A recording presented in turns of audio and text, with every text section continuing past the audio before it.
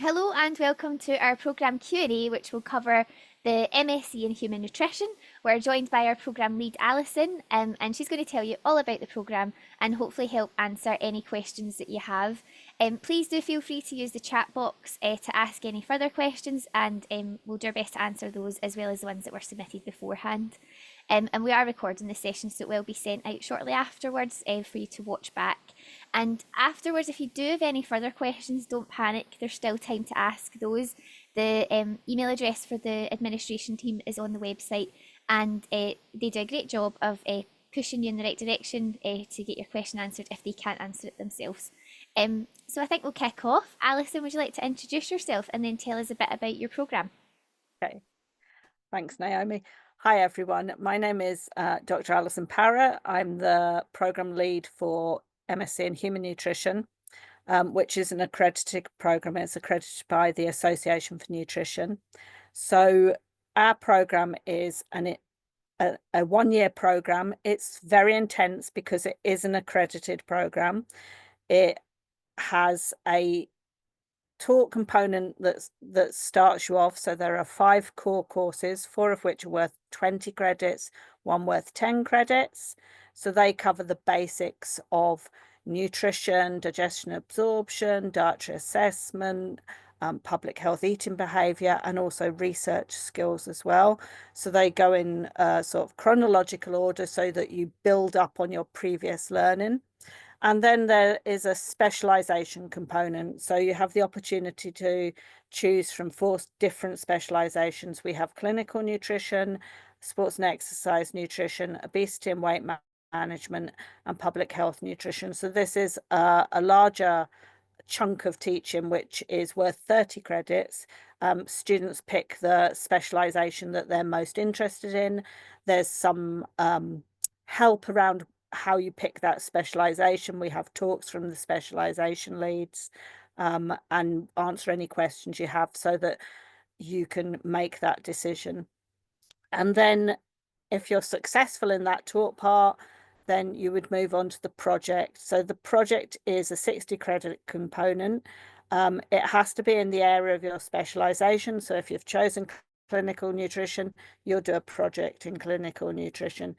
The types of project are very different, and it depends very much on what your interests are, the research that's going on within the academic group, what skills you want to develop, whether you want to be in a lab or out in the community, or whether you want to do secondary data analysis. So there's a lot of choice around what projects you can take. And again, we have some sessions that help you decide where you might want to go with your project. Is that okay? Yeah, no, that was great. Thank you. And whereabouts are the classes typically held? So we have a range of places where classes are held. So human nutrition itself, with the academic staff, are based in the Royal Infirmary, which is in the East End of Glasgow. And we would suggest that you maybe think about accommodation in that area, because a lot of the teaching will go on in that building in the Glasgow Royal Infirmary. It's a refurbished. It's a really nice building with lecture theatres. It's got a nice social space. It's got a big computer cluster. So there's lots of space for students. But we also teach on campus. We use the technology enhanced active learning rooms so that we do a lot of interactive teaching. Some of our courses are what we called flipped teaching approach, where you're given some material to start with, and then you come in and we discuss that. So we use the teal rooms for that.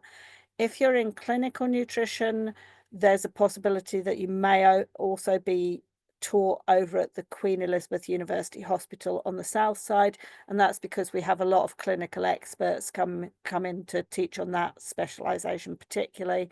And obviously they're very busy people, and it takes them more time to come over to us than us to go over to them. That makes sense.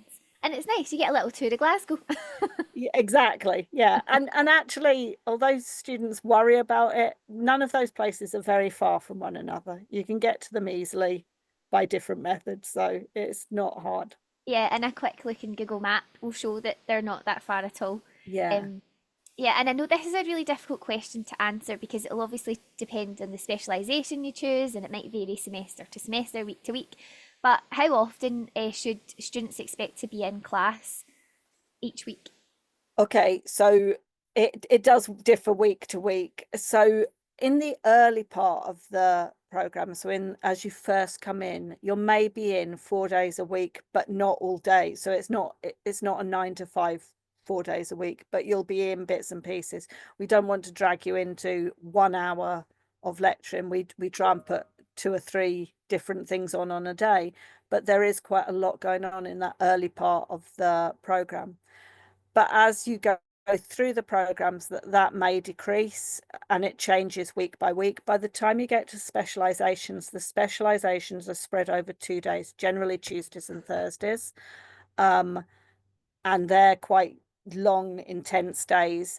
And you may have one other day that you're in for some other work as well at that stage of the program. And then obviously with the project, you're expected to do 9 to 5 full time, but you, again, depending on your project, you may not necessarily have to be in the building as such. If you're doing secondary data analysis, it may be that you come in to see your supervisor on a weekly meeting. But if you're doing lab work or you're doing some of the sports and exercise projects where you've got participants, you may need to be in at different times, 9 to 5 on a particular day or something like that. Ideal. And that'll all become clearer once registration opens and you start to build your timetable up. Yeah, Um, exactly.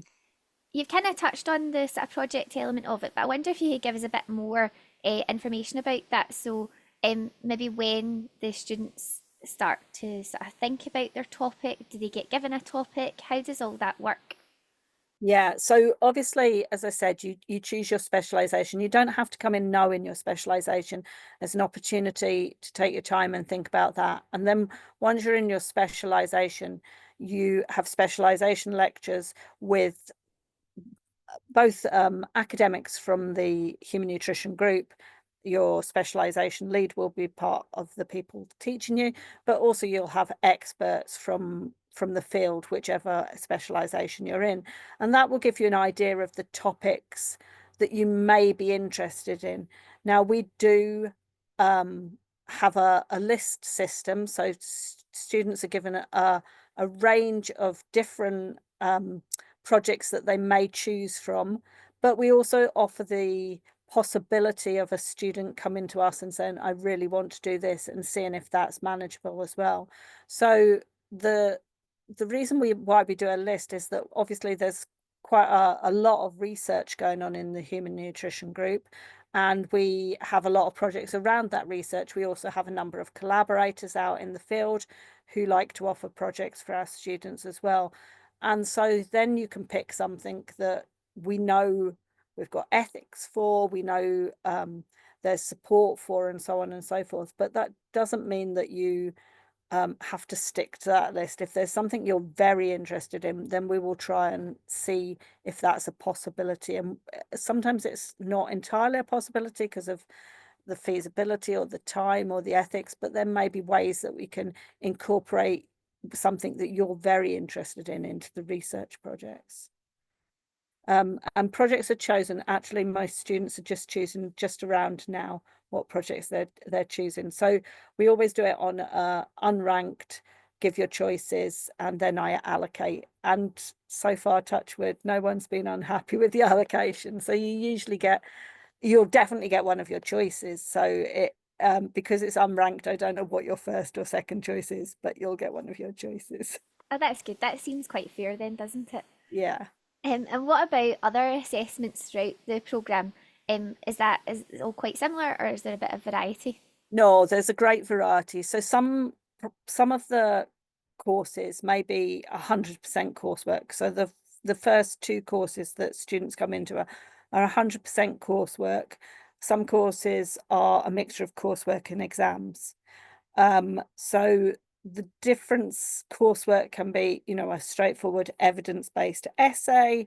We assess using blogs. We assess using a validation of a food frequency questionnaire, which is very much applying your learning to a particular thing that you may need out in the field. There are some case studies which people do. There are some presentations. Um, we have a dietary planning assessment. So there's a whole range of assessments that we have for the coursework. There's a laboratory write-up as well. So there's a whole range of different assessments. The exams are either short answer questions, sort of essay type questions, but shorter. And we use a lot of data handling, data interpretation type questions. So if you were to look at an academic journal and see a graph or a figure, how would you interpret that? And that's the sort of questions we also have in the exams. Now, if that all sounds frightening to you, don't worry, because we go through those and give you advice and practical help on how you approach those. We have journal clubs throughout the year in different areas, and we can help you build on your learning around how you look at a graph or a figure and interpret it. Great, you'll not just be left to it then. No, not just left to it. And how do you know if any of the students, do they set up like their own kind of Teams chats or little groups to sort of support each other throughout it? Yeah, so usually they all have a WhatsApp group. So I know this year we've got a smaller cohort this year than we've had in previous years, and that absolutely everyone's on the WhatsApp group. They've gelled really well, and they're all part of the team.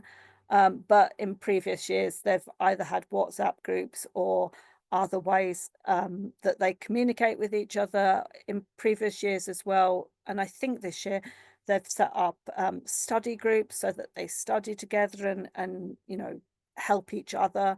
So we would encourage that, particularly if you're struggling with an aspect, maybe your peer would be able to help you with that. And by doing peer studying, that's quite a good way to self-direct, help your self-directed learning and really support each other as well. So they all get on very well. Because we're out at the Royal, they're there a lot of time together, and they may not see other students as much, so it's definitely an opportunity to get to know one another. And in the first semester particularly, in the interactive sessions, in the ones where we're doing flip teaching, we use group work a lot. So in those first couple of weeks, the group work is a really useful way for people to get to know other people in the class and not just the first person they meet on the first day and stick with that. Yeah, no, that's great. And there's also loads of other opportunities out with your study time to meet other people in the university, which is great. It's just finding the time to do it all, really. Yeah, I know. And lots of our students are joining different societies, are interested in sports, so are using the sports facilities. So there's lots of opportunities to meet other students as well.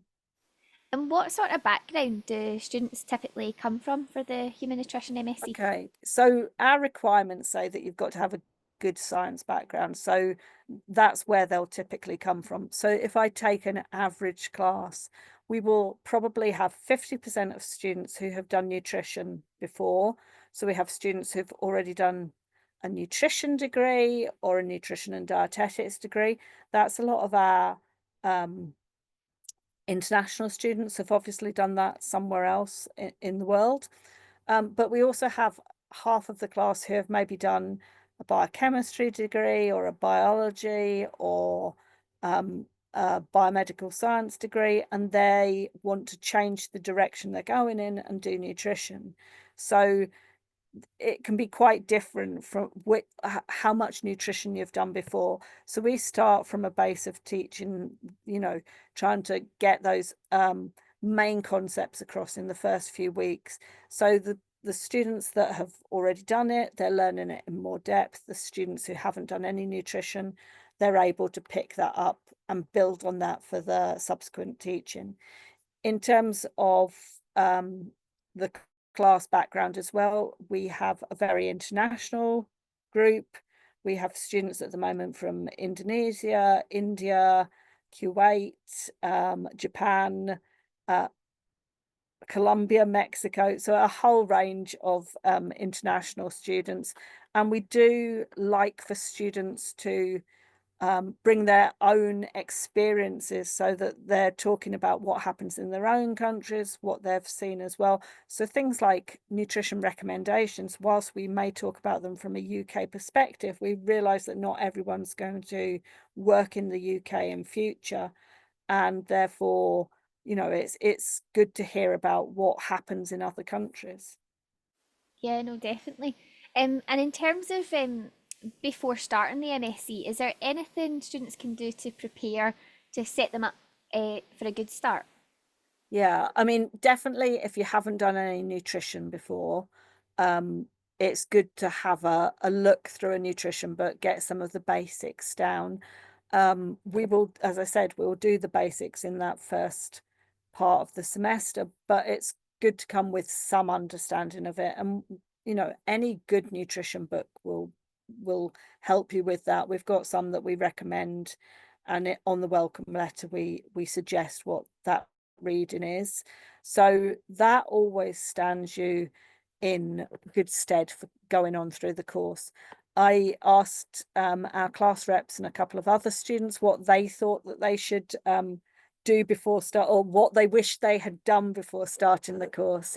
And what they said was trying to get study strategies and time management skills sorted before they came to the course. They all said, it's a very intensive course, you have different assessments, so trying to manage your time and know how to manage your time was a skill that they had to pick up very quickly. And if they'd thought about strategies for that beforehand, but also study strategies, how they best work and how they can ensure that they keep up to date with everything and that sort of thing.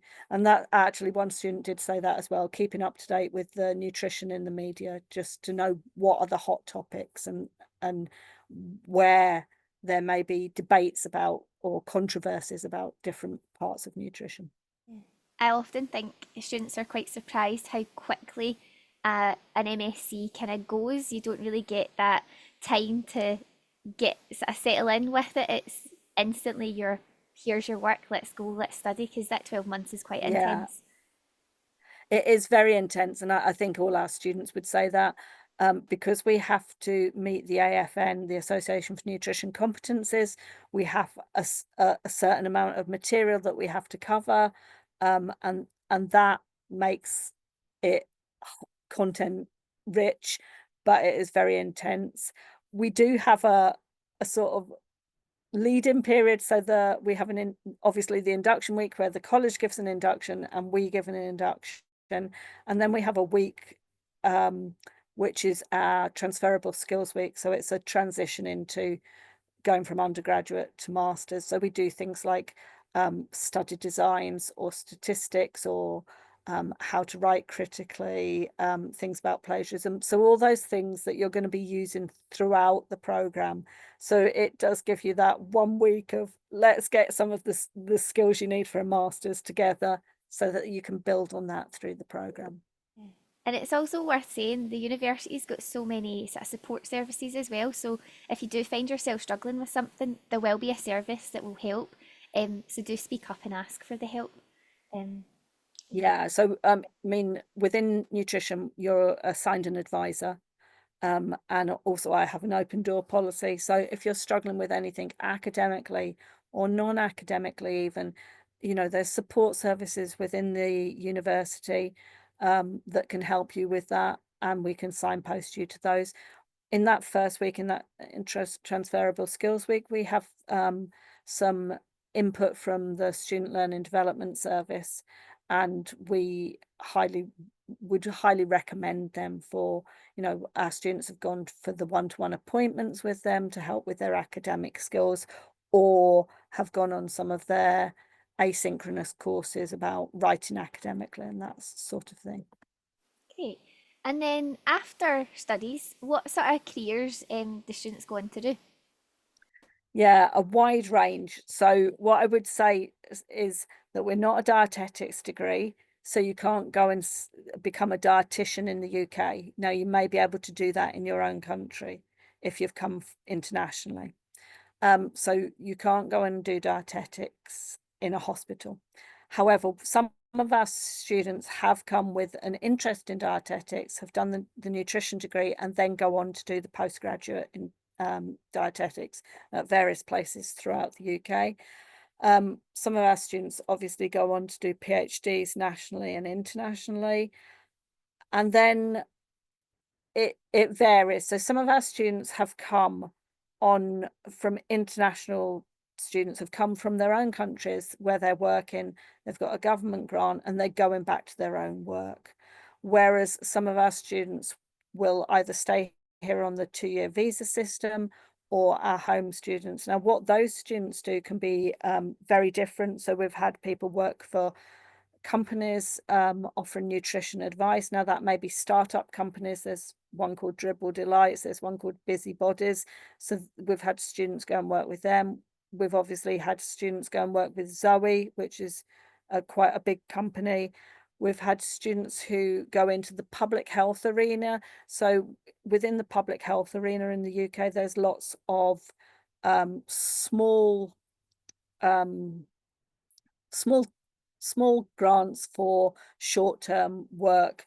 Say our colleagues in North Lanarkshire have a project called High Five for Fruit and Veg. So that's introducing fruit and veg to